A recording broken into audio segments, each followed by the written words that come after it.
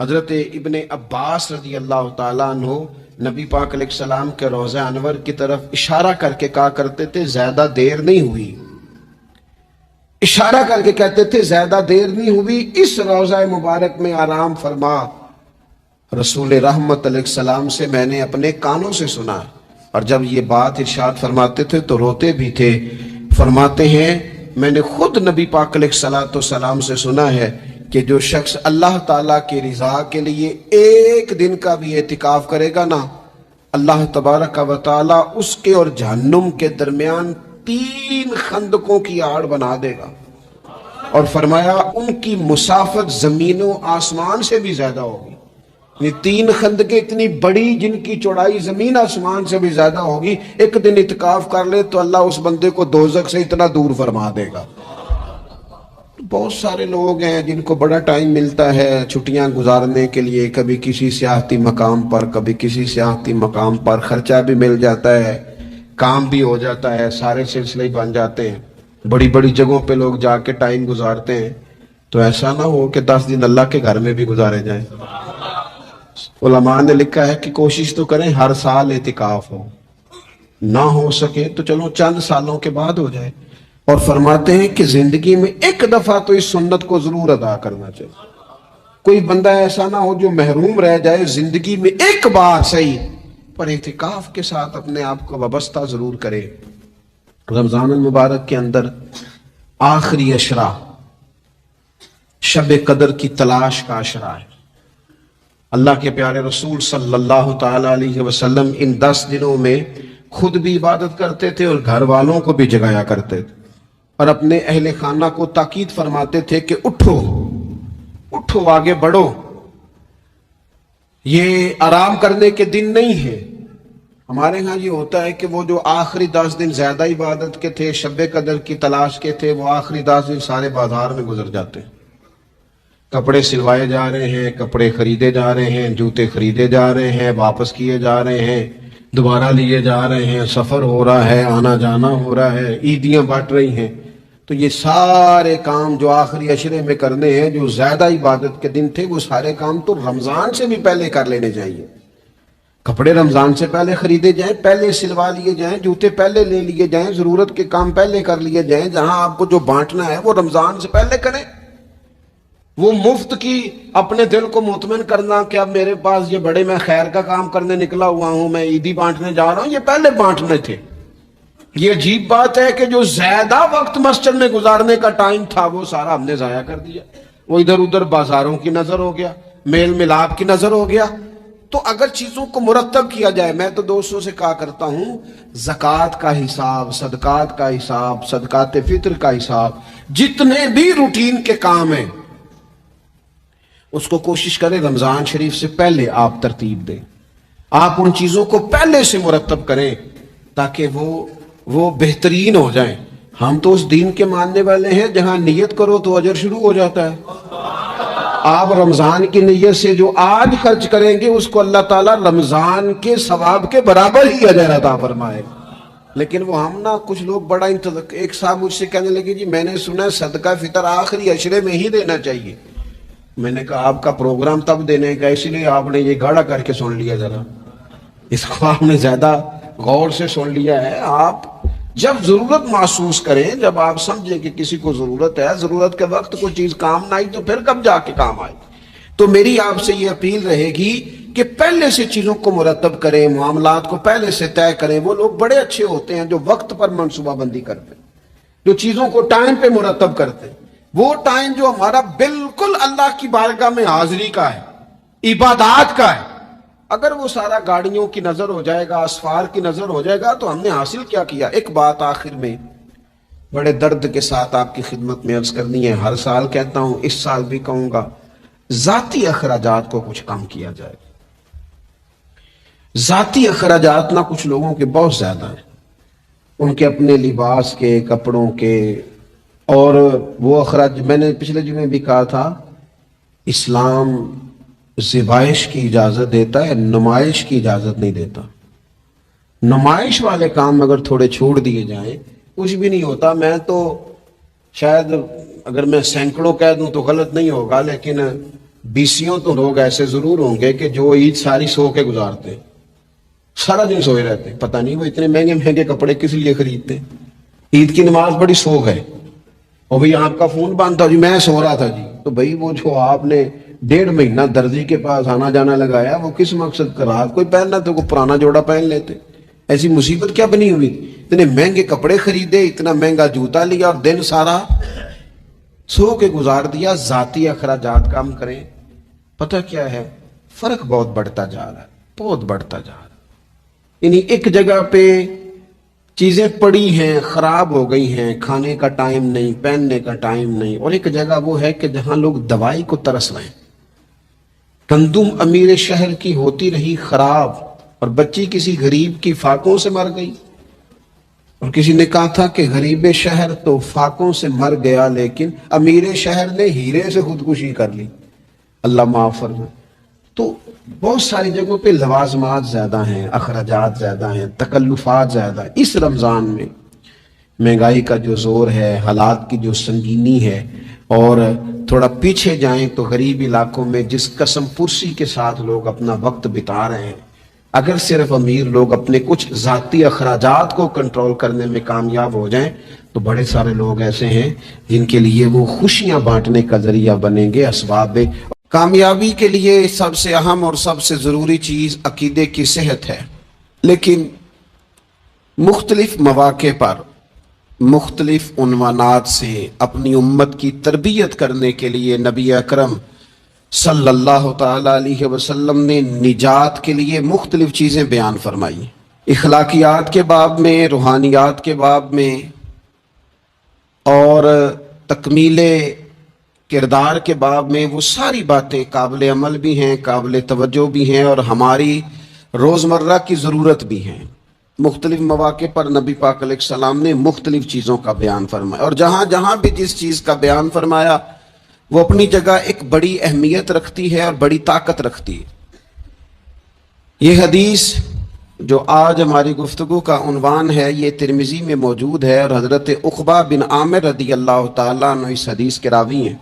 यहाँ भी उन्होंने नबी पाक अलैहिस्सलाम से निजात का रास्ता पूछा है।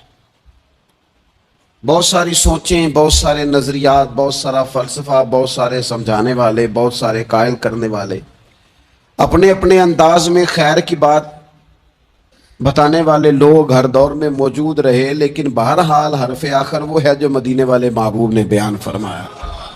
नबी अकरम सल्लल्लाहु ताला अलैहि वसल्लम से हज़रत उक़बा बिन आमिर रदी अल्लाह ताला अन्हु कहते हैं कि मैंने अर्ज़ किया, कुल्तु या रसूल अल्लाह सल्लल्लाहु ताला अलैहि वसल्लम मन निजातु। कहते मैंने पूछा कि या रसूल अल्लाह सल्लल्लाहु ताला अलैहि वसल्लम निजात क्या है? अल्लाह तबारक व तआला ने नबी पाक अलैहिस्सलाम को ये एजाज अता फरमाया है कि हुजूर ना जवामे उल कल्म के साथ दुनिया में आए, और हुजूर फरमाते अना अफसाहुल अरब, अरब सारे ही बड़ी फसीह हो बलीग बात करते हैं, खुली बात करते हैं, लेकिन अरबों में सबसे ज्यादा बात करने का सलीका अल्लाह ने मुझे अता फरमाया। ये हुजूर अलैहिस्सलाम की शान अक़दस है कि बेहतरीन अंदाज में हुजूर थोड़े जुमलों में गहरी बात, अल्फाज के लिहाज से वो बात मुख्तसर है और मफाहीम के लिहाज से इतनी वसी है कि सारे समुंदर उसके अंदर समो दिए नबी पाक अलैहिस्सलाम। मन निजातु, बहुत बड़ी बात पूछी, बड़ी वसी बात पूछ ली। या रसूल अल्लाह निजात क्या है, कामयाबी क्या है, फलाह क्या है?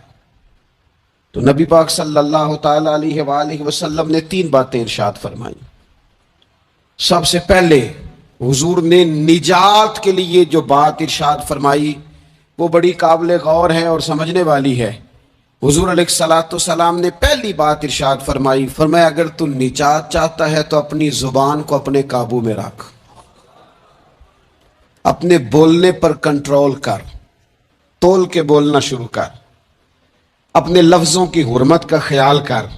अपनी जुबान पर जो बंदा कंट्रोल पा गया, ये पहली अलामत है निजात की। और एक मकाम पे नबी पाक अलैहिस्सलाम ने यूं भी बयान फरमाया, फरमाया तुम मुझे गारंटी दो 2 चीजों की, اور مجھ سے گارنٹی لے لو جنت کی. فرمایا تم مجھے اپنی 2 ٹانگوں کے درمیان شرمگاہ کی اور 2 جبڑوں کے درمیان زبان کی گارنٹی دے دو اور میں اللہ کا محبوب ہو کے تمہیں جنت کی گارنٹی دیتا ہوں. پہلی بات نجات کے لیے نبی پاک علیہ السلام نے یہ ارشاد فرمائی کہ اپنی زبان کو اپنے قابو میں کر، اس پر کنٹرول کر. اور دوسرا فرمایا تیرا گھر تیرے لیے کافی ہے،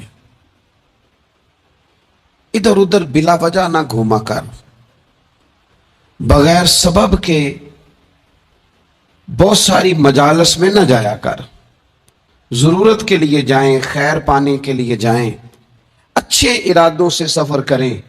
گئے ہمارے صوفیاء علماء دور دراز کے سفر کیے محدثین نے، کس لیے؟ حضور کی احادیث کو جمع کرنے کے لیے، نبی پاک علیہ الصلوۃ والسلام کے فیضان سے حصہ پانے کے لیے. لیکن فرمایا ادھر ادھر نہ. کچھ لوگوں کو بڑا شوق ہوتا ہے، اس مجلس میں بھی جائیں گے، اس محفل میں بھی جائیں گے، اس کی بھی سنیں گے، اس کی بھی سنیں گے. نتیجہ یہ رہے گا کہ بے یقین ہو جائیں گے.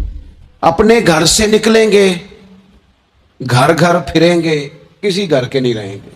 تیرے لیے تیرا گھر کافی ہے، اپنے گھر رہ. اپنا گھر جو ہے وہ تجھے کفایت کرے، اپنے گھر میں قیام کر. یہ دوسری علامت ہے نجات کے لیے. اور تیسرے نمبر پہ نبی اکرم صلی اللہ تعالی علیہ وسلم نے فرمایا اگر تو نجات چاہتا ہے نا تو اپنی خطاؤں پہ رویا کر، اپنی خطاؤں پہ آنسو بہا،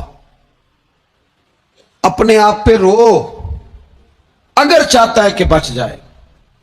3 چیزیں نبی پاک علیہ الصلوۃ والسلام نے بیان فرمائی.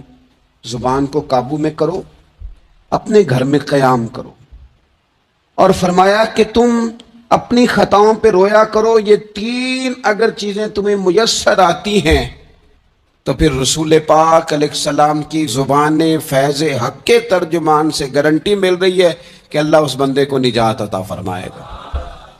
بہت شوق ہے لوگوں کو باتیں کرنے کا، بڑی باتیں، اوئے ہوئے. جو بات بڑے مختصر لفظوں میں 2 جملوں میں بیان ہو سکتی ہے اس کے پیچھے اتنی لمبی تمہید باندھیں گے کہ اصل بات ہی رہ جائے گی بیچ میں سے.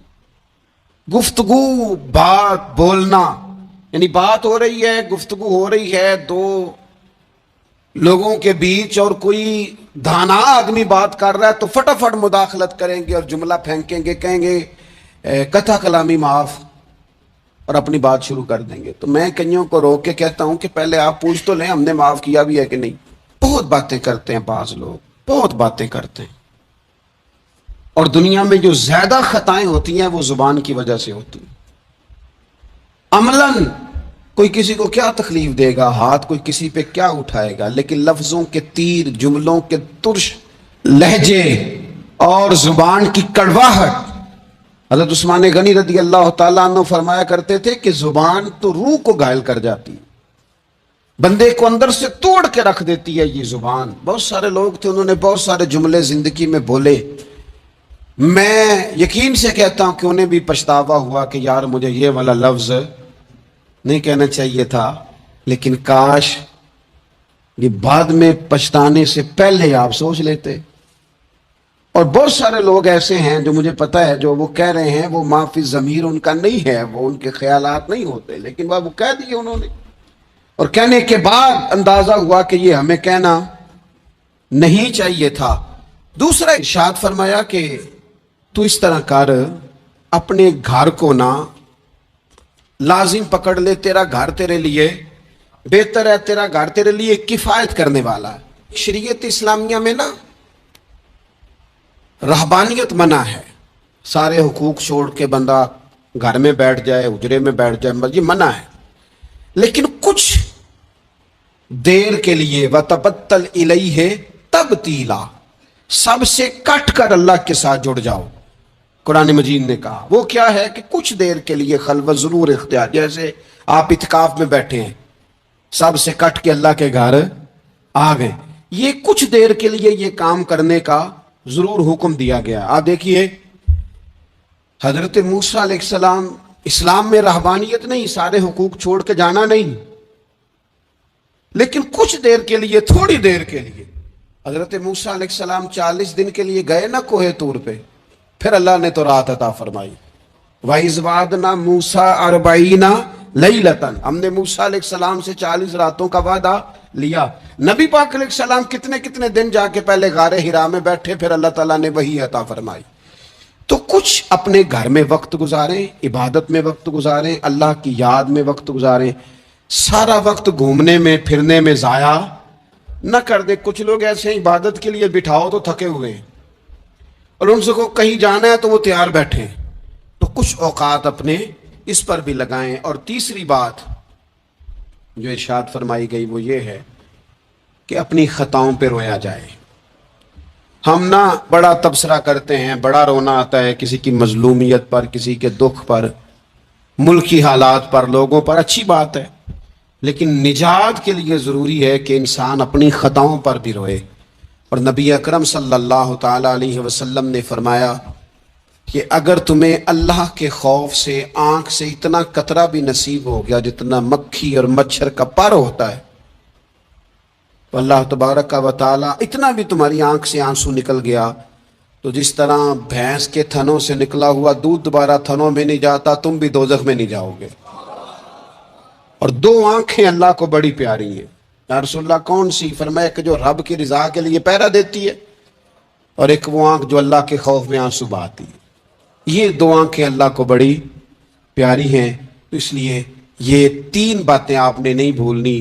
ایک تو یہ کہ اپنی زبان کی حفاظت کریں، ایک اپنے گھر میں، مسجد میں، اجرے میں کچھ دیر بیٹھ کے اللہ کو یاد کریں، اور کوشش کریں کہ بغیر وجہ کے گھر سے نہ. اور تیسری بات یہ کہ اپنی خطاؤں پر آنسو بہانے کی کوشش کریں. اللہ تعالی ہم سب کو سمجھنے کی توفیق عطا فرمائے.